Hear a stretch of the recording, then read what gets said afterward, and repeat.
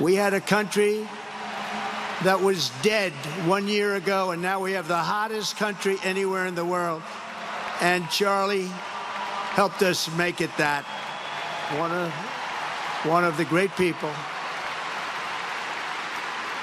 But through it all, the core of Charlie's message and his basic method never changed. It never really changed. He stayed the same person also.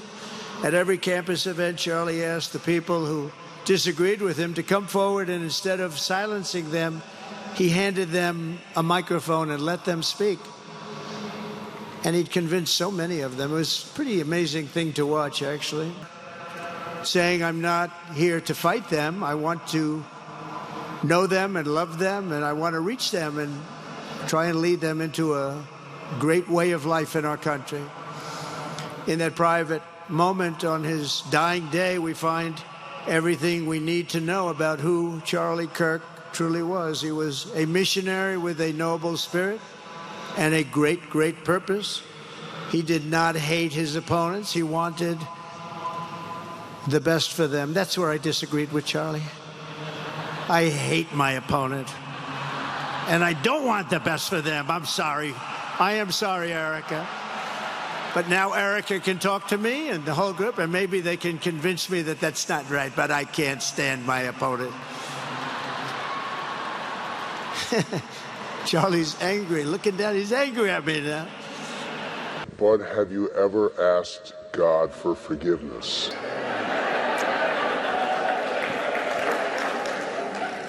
I'm not sure I have. I just go and try and do a better job from there. I don't think so.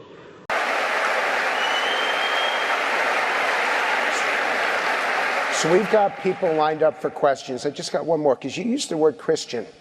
Have you ever asked God for forgiveness? That's a tough question. I don't think in terms of, I'm a religious person.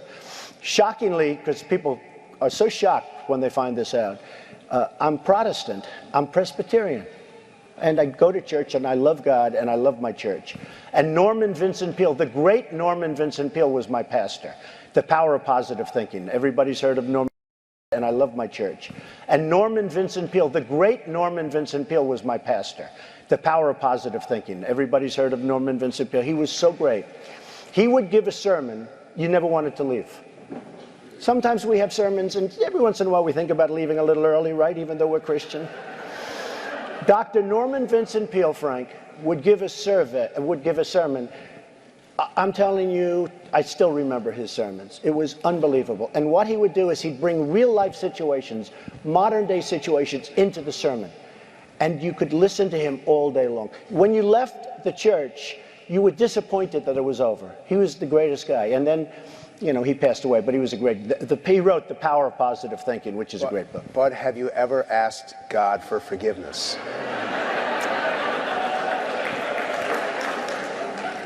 I'm not sure I have. I just go and try and do a better job from there. I don't think so.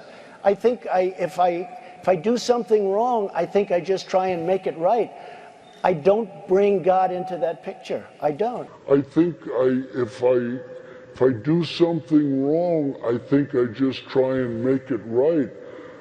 I don't bring God into that picture. I don't. Now, when I take, when we go in church and when I drink my little wine, which is about the only wine I drink, and have my little cracker, I guess that's a form of asking for forgiveness. And I do that as often as possible because I feel cleansed, okay? But, to me, that's important. I do that. But in terms of officially, I could say absolutely, and everybody, I don't think in terms of that. I could say absolutely, and everybody, I don't think in terms of that. I think in terms of let's go on and let's